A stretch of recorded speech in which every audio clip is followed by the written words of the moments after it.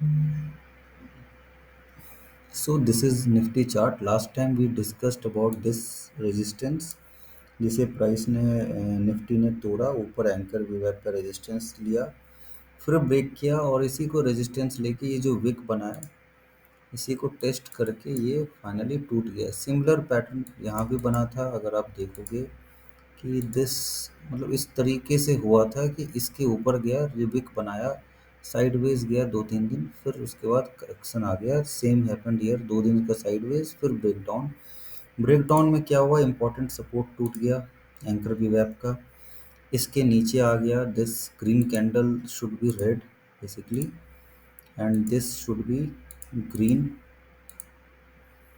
इसके नीचे आ गया फाइनली, सॉरी इसके नीचे आएगा मंडे को। ये इम्पोर्टेंट सपोर्ट था which will be easily broken, Monday को होने वाला है ये गैप डाउन से।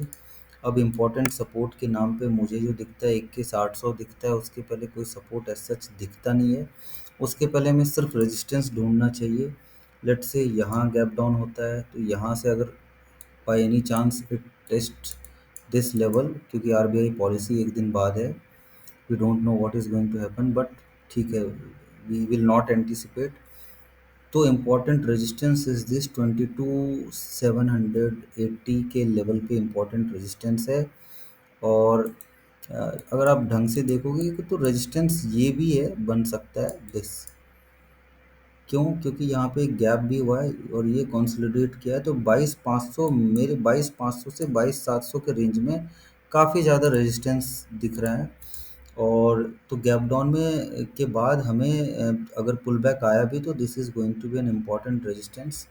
और I don't think this is a important support is this. और अगर मैं सिर्फ फिबोनाची की बात करूं, एज पर फिबोनाची, और यहाँ से एंकर वीवैप की बात करूँ तो एक इम्पॉर्टेंट एंकर वीवैप जो है ये वाला, इट लुक्स लाइक कि this time it is going to get break. और यहाँ से जो हमने फिबोनाची देख रहे थे from this levels, I think यहाँ पे मैंने कई बार वीडियो में दिखाया है। तो उसके बाद जो दूसरा मैंने ये बॉटम पकड़ा था, ये आप देखो दिस, वापस से प्राइस क्या हुआ था यहाँ पे, इसे तोड़ा, ऊपर गया, वापस से नीचे आ रहा है। तो हमारे लिए ये बहुत ही क्लियर हो चुका है कि अब ये वाला लेवल 21,300 आने वाले टाइम में आ जाएगा या आ जाना चाहिए। और हमें ढूंढना है रेजिस्टेंस, तो resistance is extremely clear, this is resistance. अब आपको ज़्यादा क्लियर दिखेगा, ये रेजिस्टेंस है।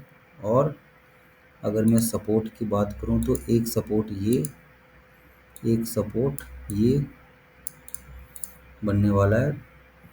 तो these are important supports, important resistance as I said you कि 22,500 के आसपास बनेगा दिस। और ट्रेंड लाइन की अगर मैं बात करूं, एक ट्रेंड लाइन भी प्राइस दिख रहा है कि वो भी तोड़ने वाला है, विच इज़ दिस। तो all in all we are in grip of bears. मैंने एक ट्वीट भी डाला था कि जब तक स्विंग ना कटे, this was swing, this was swing, आप ट्रेंड नहीं बोल सकते हो कि ट्रेंड रिवर्स कर गया। तो इसने बड़े स्विंग को तो, डाउ थ्योरी वाले स्विंग को तो कट ही नहीं किया। इस डाउ थ्योरी के स्विंग को तो आप दूर की बात बोलो, इसने तो नॉर्मल स्विंग को भी नहीं कट करके क्लोजिंग दिया। तो market gave a nicer short covering जिसे बोलते हैं, बहुत ही इंटेंस रहा, and which forced many of us to think कि यार रिवर्सल आएगा। बट अगेन ट्रेंड को इसने वापस से रिज्यूम कर लिया because of any X Y Z news, that doesn't matter, news अपने आप ही आ जाता है। तो ये रहा निफ्टी का। अगर आप फिबोनाची एक्सटेंशन के हिसाब से भी देखोगे तो मुझे जो दिखता है, इट लुक्स लाइक कि we are heading for some 21,100 के आसपास का लेवल पहला, और मेजर तो उसके बाद देखा जाएगा कहाँ तक है। तो ये निफ्टी पे व्यू है बुलिश होने का एज सच। हर बाउंस सेलिंग अपॉर्चुनिटी ही दिखा रहा है। EMA 20 के नीचे है, 200 को अगर देखूं तो यहाँ तक आएगा। हम हर बाउंस को बियर्स प्ले ही करने वाले हैं आने वाले कुछ महीनों तक। और हर 2 महीने पे वीडियो अपडेट का कोई ज़रूरत बनता नहीं है, क्योंकि की लेवल्स जब तक टूटेंगे नहीं तब तक आपको कुछ बताने की ज़रूरत नहीं होनी चाहिए। अब आने वाले टाइम में आप इसे की लेवल मान लो, बहुत ही इम्पोर्टेंट की लेवल। और Monday gaps are very important, weekly gaps. तो वीकली गैप एक ये था, एक यहाँ पे बना था वीकली गैप। दूसरा वीकली गैप ये था, जब ये टूटा तो बहुत इंटेंस शॉर्ट कवरिंग आई। तो अब कल को एक वीकली गैप बनने वाला है। तो जब तक वो ना टूटे आप समझ लो चीज़ें खराब रहने वाली हैं।